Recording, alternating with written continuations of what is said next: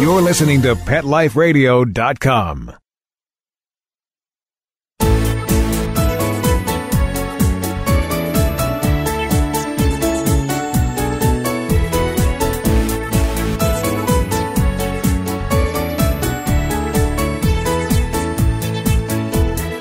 Hey there, pet parents! Welcome to another exciting episode of The Doggy Dish. I'm your host, Kristi Vaughn, and today we are discussing involving your kids in making homemade dog treats.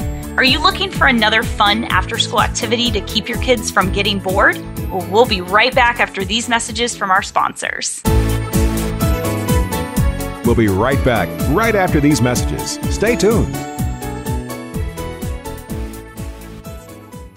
Pet Life Radio, the #1 pet radio network on the planet, joins forces with iHeartRadio to put the power of your pets in your pocket. Awesome. Download the iHeartRadio app and rock Pet Life Radio on your phone, on your tablet, on your Xbox, in your car. Pet talk, pet tunes, and fun pet times.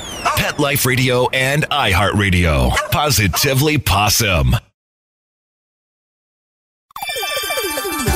Let's talk pets on PetLifeRadio.com.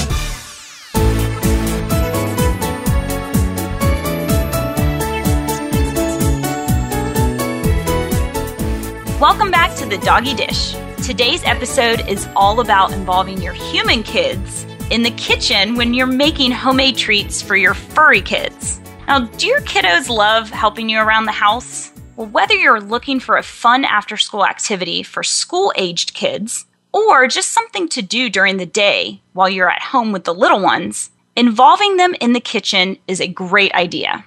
Now, we could all use a helping hand in the kitchen, right? How about a few little hands? Don't know where to get started and need some tips? I'm here to help. So you may ask yourself, why would I ever want to involve my kids in making dog treats? Well, cooking in general can be a wonderful activity for young children, and baking simple recipes is a perfect introduction into the culinary world. It's also a really great way to teach them responsibility. Very simple tasks in the kitchen can be exciting to kids, and they can actually be a huge help to you if you teach them how to be. Planning what you're baking, mixing, filling, pouring, spreading, and rolling are great jobs for children of any age. You can allow older children to take on more responsibility in the kitchen, like measuring and operating kitchen appliances, with instructions from you, of course. Allowing them to take part in the planning process will also teach them skills like organization, following through, and also thinking ahead. And now we know that all children love making their own decisions. So invite them to have a voice during the planning process and allow them to choose the recipe you will bake. And now measuring is a great way to teach math in the kitchen.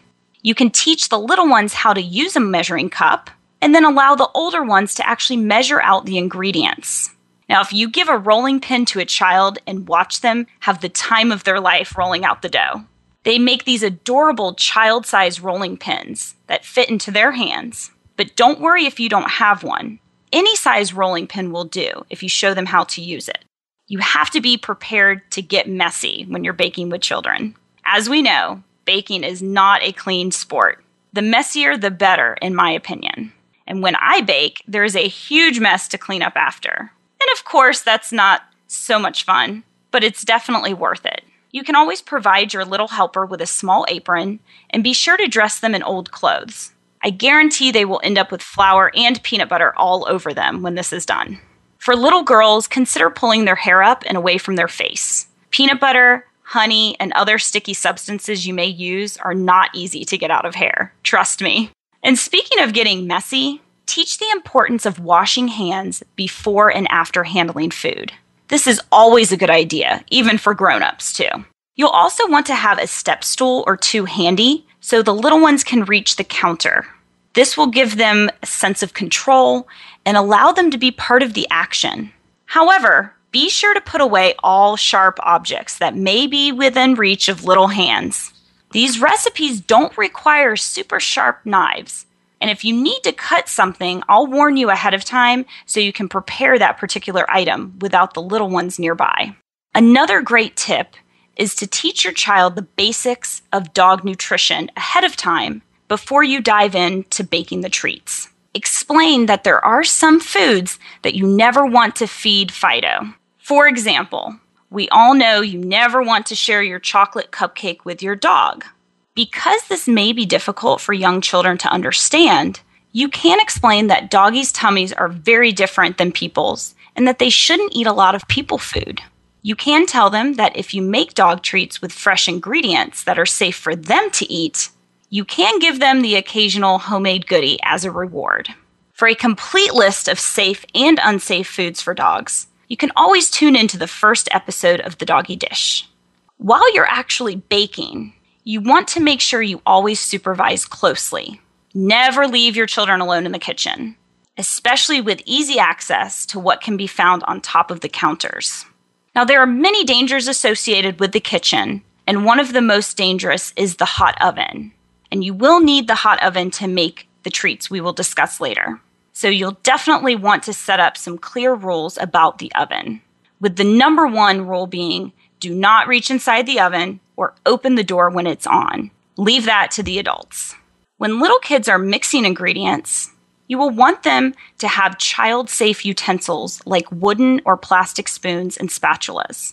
Older kids can use adult utensils if they are supervised properly. Now, before you start baking, print out or have on your tablet or computer a clearly written recipe with step-by-step instructions. You can teach your children the importance of having a plan and following directions. Now, after you're finished baking, be sure to teach the importance of cleaning up. You can assign simple cleanup tasks to little ones, and then allow the older children to take on more responsibility like loading the dishwasher and sweeping the kitchen floor. You don't want to push your children if they don't seem to enjoy baking. There are plenty of other ways to involve them in the process. They can help with setting up the kitchen, preparing ingredients, cleaning up, etc. They can also be involved in giving the dog the treat after they are baked. And I think that's the most exciting part, and they will probably feel the same way. Now, the most important part of baking with your kids is to enjoy yourself and create memories. Enjoy the experience and make sure your little ones are experiencing something new and having fun. Praising your kids throughout the experience is so important. They want to please you and want to know they are doing a good job. So go ahead and point out when they do something really well and let them know how much you appreciate their help. All right, we're going to take a quick break and be right back with some really fun and easy kid-friendly recipes after these messages from our sponsors. Sit, stay. We'll be right back after a short pause. Well, 4 to be exact.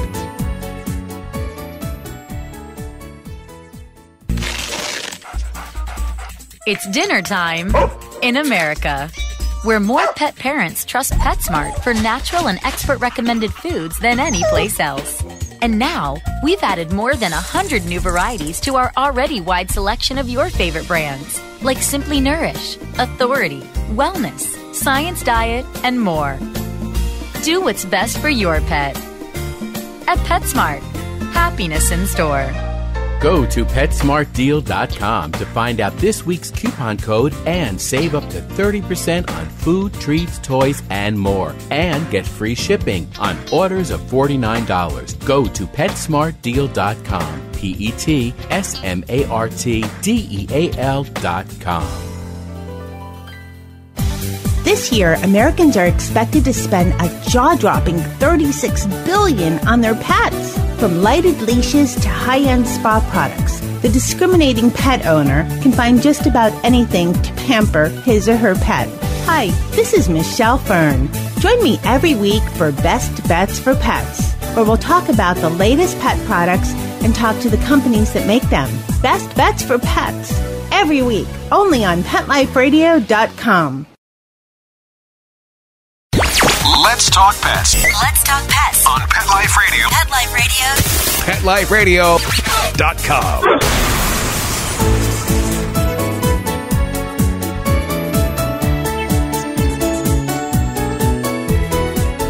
Welcome back to the Doggy Dish on Pet Life Radio. Before the break, I shared some tips for baking dog treats with the help of little hands. Making an experience and creating memories is the best part. But it's also a great way to involve your kids in a fun activity that teaches math, organizational skills, planning, and many other skills.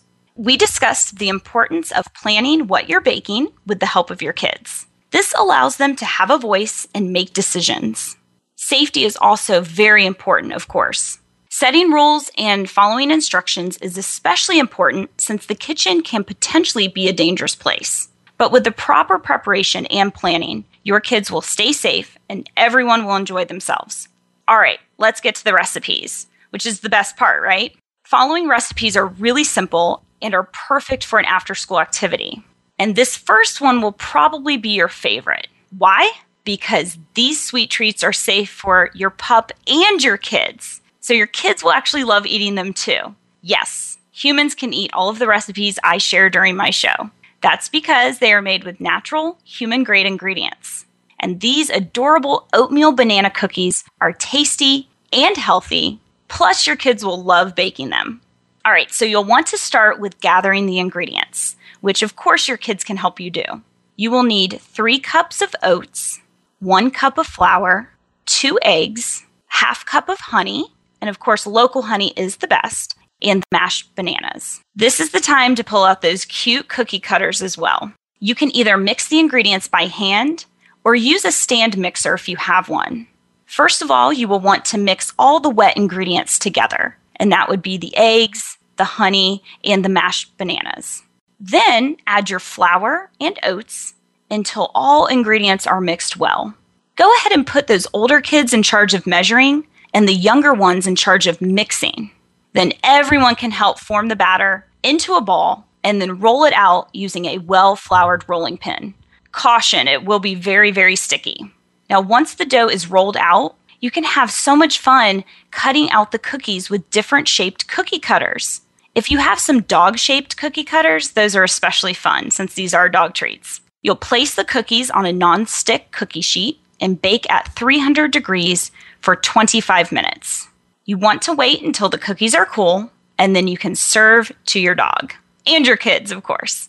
A healthy and easy treat everyone can enjoy. Now, this next one calls for delicious peanut butter. And we all know that that is my favorite ingredient. And these delicious peanut butter bites are easy to make and involves a favorite around my house, of course, which is peanut butter. Now, start by mixing 2 cups of whole wheat flour with a half cup of oats.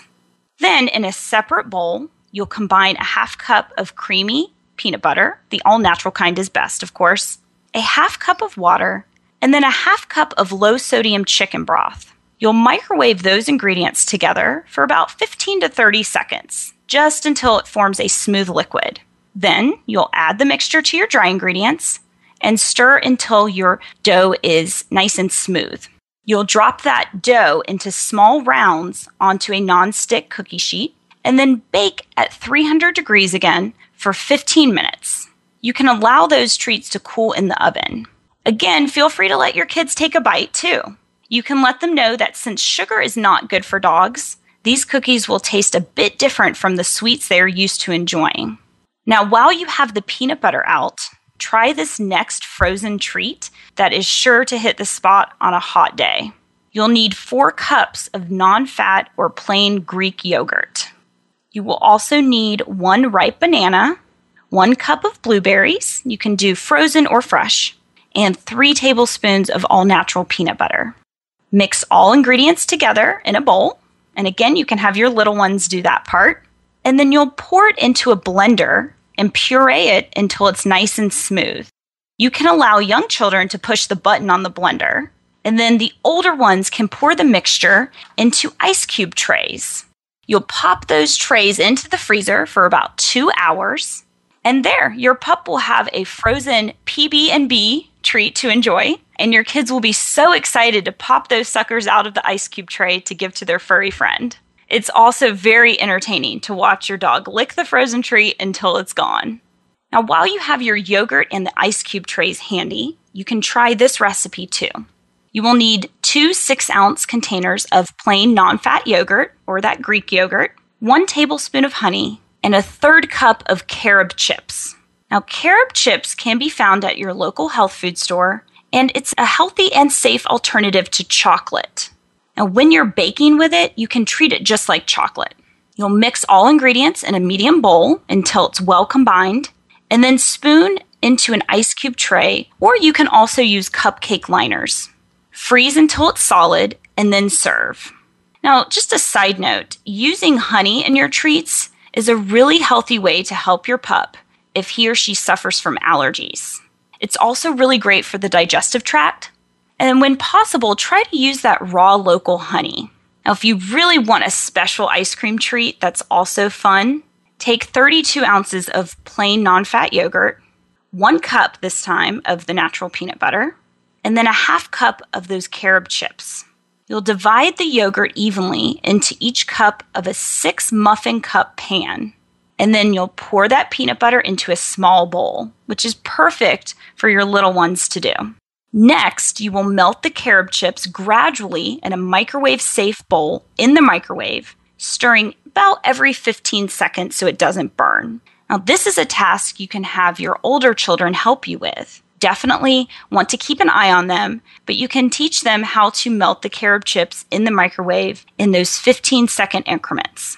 Now, you can also melt the carob using a double boiler if you have one. You'll pour the melted carob into the peanut butter, and then stir until combined. You'll spoon the mixture into each muffin cup, and then using a toothpick, you'll gently stir or swirl the peanut butter with the yogurt. This would be a really fun activity for an older child. Then you will freeze these until they're solid and then serve. There, you have a special frozen treat that's pretty enough to be served at a dog birthday party. As you heard, baking for your furry kids with the help of your human kids is a wonderful after-school or during-the-day activity. It teaches organization, responsibility, planning ahead, following directions, measuring ingredients, and many other skills. So the next time you want to bake something sweet for your furry kids, consider inviting a few extra little helping hands to make the work just a little easier and a lot more fun. Well, we are out of time, and we would like to thank our producers for making this show possible. I always love to hear from my listeners, so please send your comments and questions to Kristi@PetLifeRadio.com. That's Kristi with an I. You can also find the Doggy Dish on Facebook, Twitter, and Instagram. Be sure to like and follow us to keep up with the latest and greatest in healthy cooking for your furry kids. I post all recipes mentioned on my social media, so feel free to follow along. Thank you for listening to the Doggy Dish. Bye-bye for now. Let's Talk Pets, every week on demand, only on PetLifeRadio.com.